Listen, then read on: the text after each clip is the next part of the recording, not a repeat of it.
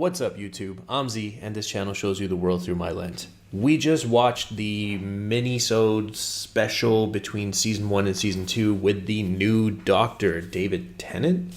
I was sharing at the beginning of the episode how I felt like I was a little bit in mourning from losing the previous actor, Eccleston. But very quickly through the show, you start to see that that's not going to be a problem. I mean, Tennant was amazing. The acting was phenomenal. The thing I noticed right away, his facial expressions were just that much. I don't want to compare because I feel like it's rude to compare. Like Eccleston was his own thing. But the facial expressions, I feel Tennant really, really sold them. So when he changed his expressions, especially the eyes, he was really selling that he was sad in this moment, or he was worried, or he was angry, or he was happy, or he was whatever the emotion was, he was selling it to you. And I think I'm going to be very happy with him as the Doctor moving forward. I just shared kind of the pre-show notes that I was reading a moment ago. Hopefully you get to watch this on Patreon. If not, it is linked up here somewhere and down there somewhere. You get to watch it for free, full episode.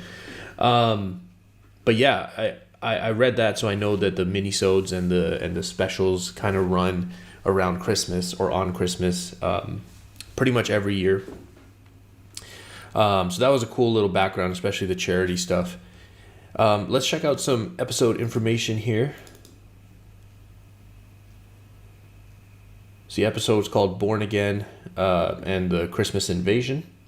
Born Again would have been the mini-sodes. That would have been like the pre to the Christmas Invasion. That's when they were on the ship talking to each other on the TARDIS. And then the Christmas Invasion obviously was the episode that we just watched. Cool. Let's move to the next part. Fun facts. This is a little bit long, but this is the only thing that we have. Oh, there was a goofs thing, actually. Let me check the goofs first. There's no goofs. Okay. Let's see what we got here. It's kind of an annoying way to look at it, like my stupid thing. I wonder if it's just my thing.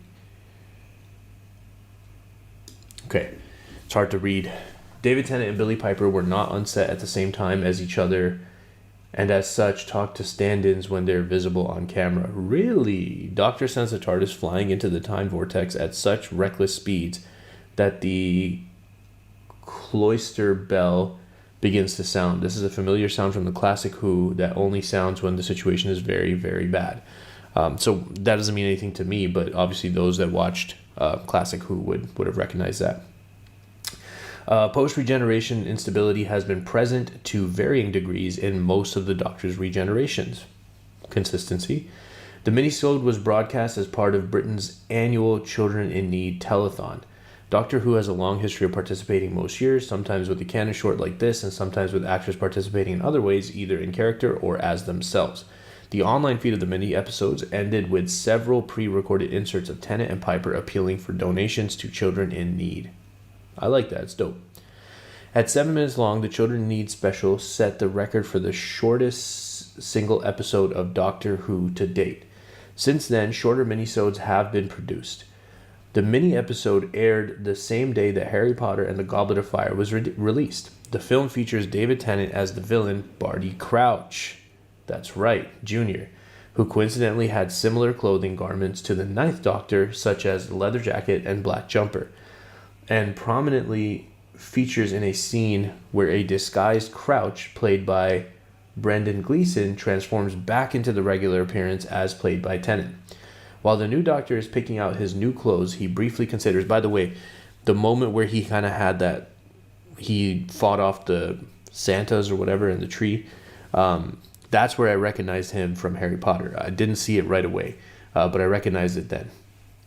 While the new Doctor is picking out his new clothes, he briefly considers an item of clothing that looks like it's from the Restoration period, red, blue collar, made of silk. The costume was one of David Tennant's outfits from Casanova 2005, the series he previously worked on with Russell T Davies. That would have been funny for those that know the other series. For the shots where the Sycorax are first shown, they were posed to intentionally resemble the band Queen from their hit song Bohemian Rhapsody. Oh, that's funny. In the wide shots of the city, you can see scaffolding around Big Ben. I did notice that in the process of being rebuilt after the events of Aliens of London. Oh, nice. I like the continuity. The TARDIS wardrobe contains a Hogwarts uniform. This is a nod to David Tennant's appearance as Barty Crouch Jr. in Harry Potter and Goblet of Fire. After defeating the head Sycorax in the sword fight, the Doctor makes a comment about his outfit being very Arthur Dent. This is a reference to the Hitchhiker's Guide to the Galaxy. Douglas Adams, the creator of the story, was a writer for Doctor Who. Have you guys seen Hitchhiker's Guide to the Galaxy?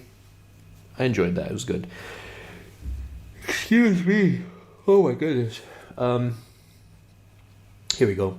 The episode featuring a British probe captured by aliens while reaching Mars aired on Christmas 2005, exactly 2 years after Beagle 2, the first British probe to Mars, disappeared upon reaching the Red Planet on Christmas night of 2003.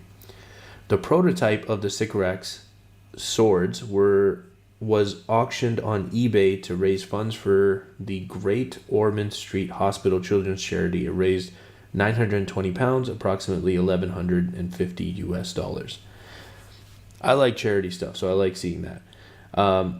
For the interior of the Sycorax ship, Russell T Davies wanted to avoid the traditional metallic spacecraft. As such, these scenes were recorded at Clearwell Caves in Gloucestershire.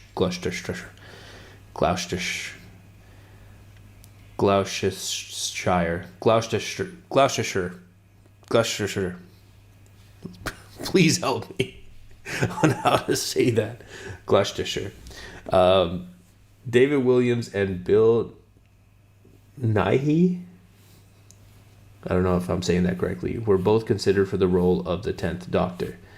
I think David Tennant was a good choice. I was very impressed. Continuity. In the TARDIS wardrobe, various articles of Classic Who related clothing are visible, including one of Stephen Taylor's shirts from the Celestial Toy Room 1966, what may be the 6th Doctor's waistcoat, the 2nd Doctor's trousers, the 5th Doctor's Panama hat, and a 4th Doctor-like outfit. Nice. I like continuity. When Rose and Mickey return to the Tyler's flat after being attacked by the pilot fish, Jackie tells them Bev's on the phone. Bev was the name of the woman present at the wedding and Father's Day. Ooh, details. I like those details. That was dope. I bet Spotlight's on David Tennant, right? Let's see. Yeah. Might as well do this.